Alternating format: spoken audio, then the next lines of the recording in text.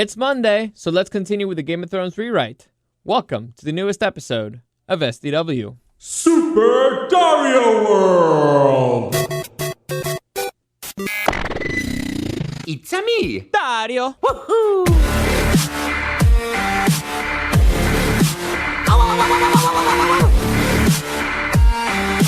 Let's go! Alright, so this one I will have to keep short. We're not going to finish up the season today. I'm just going to wrap up a few things before the next stage because I have to get out of here. I got to go run some car errands. Delayed on that since I'm going to be taking this weekend off. I'm going to miss a few days from work, so there's a whole bunch of stuff that I need to get ready before I can actually, leave. Apparently, this building might burn down if I'm not here doing my stuff. But we'll see. We'll see how it goes. Hopefully, everything will be all fine. Everything will be okay. Anyway, so quick reminder, you can listen to the podcast everywhere. iTunes, SoundCloud, Spotify, the iHeartRadio app, Google Podcasts, Podcast Addict, everywhere, man. Just type in Super Dario World Podcast. You'll find it right there. Also, you can find the Spanish version of the podcast, Super Dario World en Español. I load a new episode every Saturday. I'm trying to amp those up as I finish setting up my studio at home. Turns out it's a lot more complicated than you expect because technology does not want to work together sometimes. And it's like, you have this software? Yeah, I don't want to work with that one.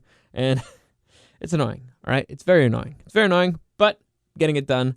Hopefully it will be done soon. You can also follow me on Instagram, SuperDario.World, or on Facebook, Super Dario World. Like my fan page there. I'm going to be I load stuff there all the time. The links to the YouTube videos that I do, the links to the podcast, everything. I update whenever I load a podcast. I think it's pretty cool. Anyway, now that's out of the way, let's continue with the Game of Thrones rewrite. Oops.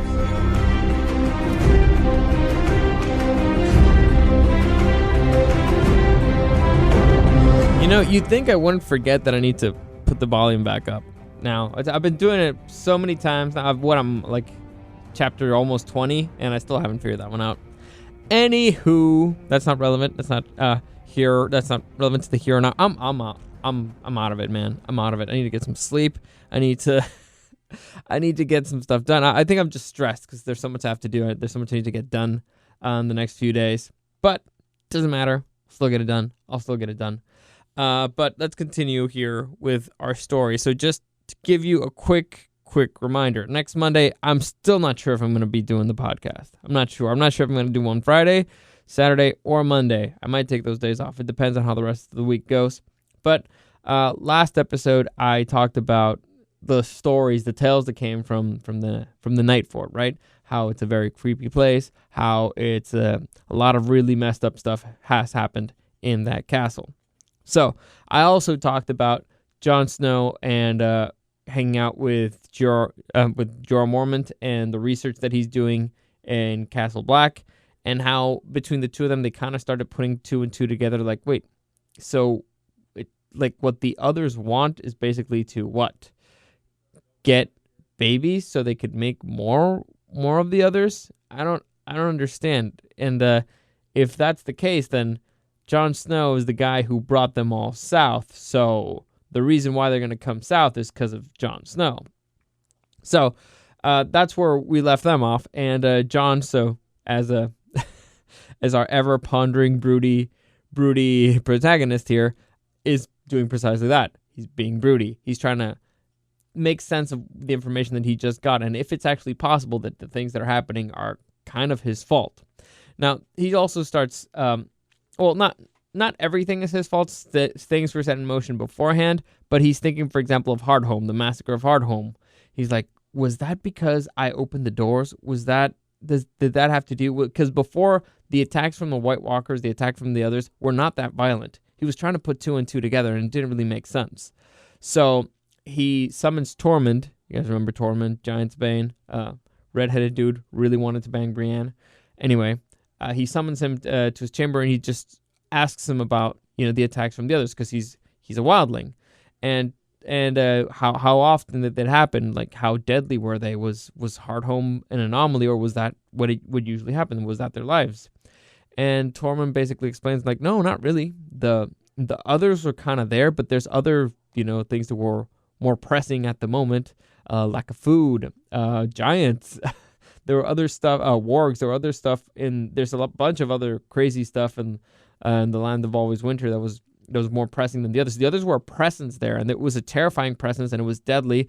And if you crossed them, you got in trouble. And they did take children from some of the tribes and stuff like that every once in a while, but usually it wasn't that big of a deal because they knew how to control them. They could be civilized with them, and so John was like, well, wait, what do you mean? So was it what? Tell me how did their attacks work? Did they attack caravans? Did they attack scouting parties? Who did they attack? And Tormund basically says no. They attacked villages sometimes, but just to steal children, and they kind of left, or just they killed some people, they took some people, and they left. It wasn't really something that happened a lot. And usually after one attack, the rest of the tribe would be like, it's all right, fine, we'll just take this one and leave us alone.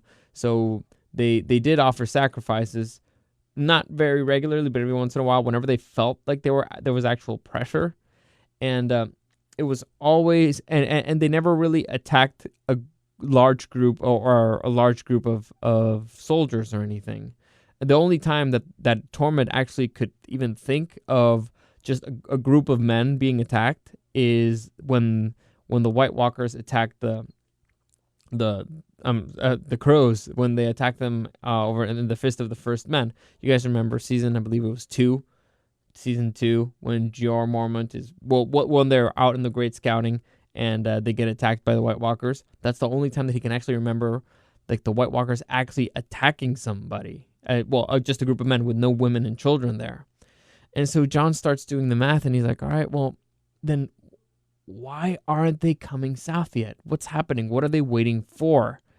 And he has this conversation with Tormund. He starts having this conversation with Mormont and a bunch of other advisors there, and he's like, well, what could it be that they're not coming south for? What are they waiting for? Because we have what they want. We have the people here. So if what they want is babies, if they want children, then why aren't they coming south yet? What are they waiting for? And so there's a whole bunch of theories, like maybe they're trying to gather a bigger force. Maybe they're doing tunnels. Maybe they're waiting for the long night to come down. So because corpses in the sun don't really do that well, or the water to freeze over so they can walk around the wall. They don't know. So there's a whole bunch of speculation going on, and that's where we're going to leave them for now, speculating in the middle of a war council, trying to figure things out. So on the other side of the story, we got Bran and the Brotherhood Without Banners, and Mira, and now Dolores Ed and a couple of brothers of the Night's Watch arriving at the Nightfort. And immediately, as soon as Bran walks into the Nightfort, he feels like a surge of power, kind of like when he connects himself to the werewood net. It's like he put on his Cerebro helmet, and he's like, oh wow, like I feel like my powers are really enhanced here, like almost like I'm connected to the werewood net here. And as he gets closer and closer to the door, to the special werewood door that's underneath the wall, he feels his powers getting more and more enhanced. So he realizes, like, okay, this door is connected to the werewood net. 'Cause for those of you who don't remember, I mentioned that Sam and Bran actually met at that door. Bran was crossing from the south. He was crossing the wall underneath it to get into the Land of Always Winter, and Sam was crossing back, and that's when Cold Hands guided them there and everything. And so there's a special magical door underneath that only Brothers of the Night's Watch can open. And actually, there's kind of vows that need to be repeated and stuff like that. I won't get it too much into. Well, I'll say it. So the door asks, whenever somebody approaches, he asks, "Who are you?" And a man of the Night's Watch must repeat his part of the vows. So he says, "I'm the watcher on the walls. I'm the fire that burns against the cold, the light that brings the dawn, the horn that wakens the sleepers. I'm the shield that guards the realms of men." And then that door opens. But it's not like, and it says, "Then pass." So, but it's not a regular door that opens. Imagine like a big white door, a white werewood door with a face, and the mouth opens up and you can walk through it. So that's kind of how that door works. Anyway, Bran realizes that when he is in contact with that door, he can acts as the werewood net, so it's also connected. And he feels his powers get enhanced. Now, as he's there, he's okay. Well, this is great because I'm in the middle of a freaking castle, right? I'm in the middle of a fort. I don't have to be across the wall in a werewood in an open field with werewoods. Well, it's not open field because it's in the middle of a werewoods, and exposed in the land of always winter. And I don't have to go all the way down to Winterfell to be connected to the werewood net. I could actually be here inside, protected. This will make Mira relax a lot. This makes me relax a lot because my body's not all abandoned here, exposed. And so he goes into the werewood net, and again he's getting this very strong vibe of ice, like this really, really cold feeling and this really, really hot feeling. Now, if you guys remember, Bran is trying to lure the hot feelings into him. Well, that sounded kind of weird, but he's trying to lure them towards the wall because he understands that those are the dragons, and he feels that one dragon is already linked. So he's trying to lure the other two back. So he's trying to create a psychic link with one of those dragons. And he went for the weaker one, which would be Viserion, the smaller dragon. And so he's trying to lure him there. But where one brother goes, the other one follows. He's like, all right, well, if you're going that way, Rhaegal's kind of just along for the ride, and he also feels it. Now, here's the thing. Dragons don't really like that. And so the dragons keep fighting back, and the reason why they're going there is kind of because they're pissed. So dragons are usually pissed. Now they're extra pissed because they feel the psychic attack. And so that's why they're heading in that direction. Of course, this is information that Bran is telling nobody. Absolutely nobody. Because nobody wants to know that Bran is making a pissed off dragon come in their direction. So, as he's doing that, he also, for a moment, as he's trying to lure the dragons, gets a really, really clear sense of the cold. Like, really, really, like, before it was kind of cloudy and shady and foggy, all of a sudden it became super clear. And he knew exactly where to find it. So he goes into some of his ravens that are beyond the wall and flying around, and he spots the army of the undead. He spots it on the foothills of some mountains, and he's like, well, why are they there? And the army's kind of just there. They're a bunch of dead. They're undead, so they're kind of just hanging out, and they're moving in the direction towards not Castle Black, but westwards. So right now they're kind of in the east, and they're moving westward, which would be kind of not in the general direction of Castle Black, but kind of toward his direction, right? Because Bran is a little bit towards the west. So the Nightfort is towards the west of Castle Black, and that's where Bran is. So basically, he feels the army's kind of moving west, but not really with a purpose, right? They're kind of just walking about and milling around. And as he looks closer and closer, he notices that there's some tunnels, that there's some caves, and he suspects, all right, okay, that's probably where, if I were one of the leaders, that's what I'd be. So tunnels.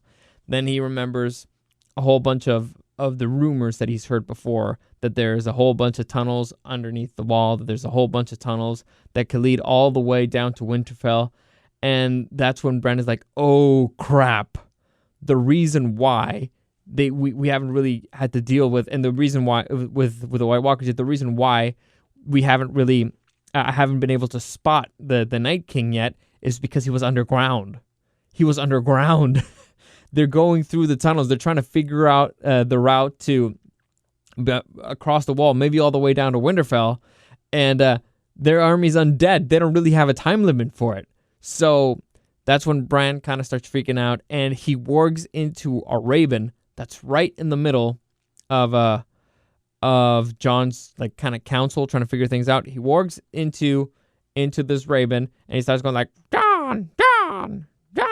Everybody looks at the raven, and he flies over to a map and starts tapping on a location, just tapping, kind of like a woodpecker tapping, tick. And he marks down the location to those foothills. Tormund is like, well, that's just a whole bunch of old mines and stuff and tunnels. There's not really much there. And that's when the raven's like, mine, Jon, mine. And so that's when everybody starts kind of realizing, like, oh, crap, they are trying to go down. They're trying to go underground. And they're like, all right, okay, well, we kind of know where they are. let's try to continue with the plan. We're trying to, because they freak out. They freak out because holding them at the wall, not easy business, but relatively doable. If they go underneath the wall and they spread, and they just spread wherever they want in the north or further down, they're kind of screwed. And everybody knows, like, everybody from the north knows the tales of these tunnels, right? They know them. They heard of them, right? Also, a good example of these tunnels is, all the graves of the Starks that are underneath Winterfell. They're kind of part of those tunnels. So, yeah, there's a lot of tunnels. The point is there's a lot of tunnels, and they spread out far and wide. So, as they're trying to like organize everybody, everybody's kind of freaking out. Jon's trying to calm everybody down. It's like, all right, okay, no, we had a plan before. Let's just continue with that now. The tunnels are enormous. Like, at least the stories say that these are enormous, that the passages are impossible to find, that there's no way that even if they'd found a way to properly navigate them, it's still like a big far away. And if they get them from behind, if they know where the tunnel starts, they could still get them. So, or they could get lost in the darkness. The point is, the best option that they had right now is just to continue to try to get more men, because it doesn't matter what happened, they're gonna need more men. So he gathers up the scouting party. He sends a note over to the Nightfort where Bran is, telling them the plan. And the Brotherhood Without Banners is like, all right, okay, well, we're gonna cross the wall here. And since we're a little bit closer, we're going to move there. We're going to be there first. So the plan is for the Brotherhood Without Banners. They're going to kind of just cross there immediately and just keep going, because they were already ready to move. Jon still needs to organize his people. And as they're trying to cross. And by the way, they don't really need to send a message because, again, Bran's there in the Raven, so he could just hear the plan and he can hear everything. And so Bran comes back to himself. Tells everybody the news. As Jon is organizing his troops and they open up the wall and they cross, Bran starts organizing his people there, and that's when they realize, again, that Beric Dondarrion cannot cross. Beric Dondarrion, an undead, he cannot cross the magical door. So it is decided that Thoros of Myr and the Brotherhood Without Banner will be crossing. Beric Dondarrion will stay there, kind of keeping an eye on things and protecting the situation there. A brother of the Night's Watch will also stay there, and Mira along with Bran. So again, staying behind in the Nightfort will be Mira, a brother of the Night's Watch, Beric Dondarrion, and Bran. The Brotherhood Without Banners and the Hound will be crossing over, and they'll kind of start trying to getting to the location as quickly as possible, while at the same time Jon and all the members of the Vale, all the most respected, people, well, not respected, the most trusted members that they send so they could just see the army of the dead, are going to go with him, along with Tormund and Jorah Mormont, who decided that he wanted to go. So Jorah Mormont decides to join in on the fun.